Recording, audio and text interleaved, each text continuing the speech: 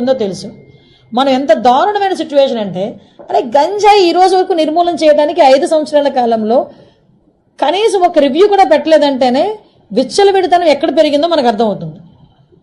ఆఖరికి వైఎస్ఆర్సీపీ నాయకులు కూడా గంజాయిలు అమ్ముకోవడంలోని, గంజాయి వ్యాపారంలోని ఇన్వాల్వ్ అయిపోయారు కాబట్టి వాళ్ళు అసలు దీని మీద కనీసం దృష్టి పెట్టలే.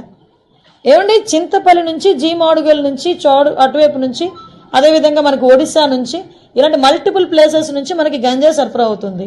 మనకి ఎన్ని చెక్ పోస్టులు ఉన్నాయండి అని డిపార్ట్మెంట్ వాళ్ళని అడిగితే 3 చెక్ పోస్టులు ఉన్నాయని చెప్పారు. 3 చెక్ పోస్టులు ఉన్నాయి. ఎందుకు రాదండి లోపలికి?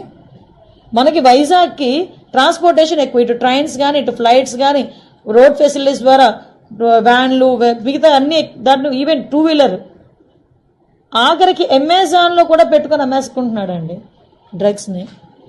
కర్రీ లీవ్స్ అని పేరు చెప్పుకొని అమ్మేసే పరిస్థితి కనిపిస్తూ ఉంది. నిజంగా ఇది మనం చాలా సీరియస్గా తీసుకోవాల్సిన ఇష్యూ. అంటే అంత క్రిటికల్ సిచ్యువేషన్లో ఈరోజు వైజాగ్ పరిస్థితి ఉంది. నేను ఎందుకు దీని మీద ఇంకా ఛార్జ్ తీసుకోకుండానే నేను రివ్యూ పెట్టానంటేనే ఒకసారి దీని సీరియస్నెస్ ఏంటన్నది ఆలోచించండి.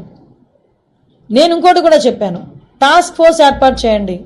ఈ రోజు నుంచే, టుడే ఆన్వర్డ్స్, ఆఫ్టర్ 8:39 గుంపులుగా పిల్లలు ఎవరైనా ఉన్నా, గంజాయిలు తీసుకుంటున్నట్టుగా రోడ్డు పక్కన ఉన్నా, చీకట్లో ఉన్నా, మీకు నచ్చిన పని చేయండి అని పోలీసుల వాళ్ళకి నేను క్లియర్ ఇన్స్ట్రక్షన్ ఇచ్చాను. అట్ ద సేమ్ టైం ఈరోజు కొంచెం మరీ ఇంకోటి విషయం ఏంటంటే, స్మెల్ డిటెక్ట్ చేయాలి.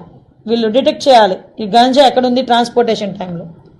స్మెల్ డిటెక్ట్ చేయడానికి రెండు ఉన్నాయి డాగ్స్ పైన. 2. అసలు నిజంగా ఈ రాష్ట్రాన్ని ఏమి చేసేద్దాం అనుకున్నారు ఈ 5 సంవత్సరాలు? నాకు అర్థం కాల. 2 డాగ్సా?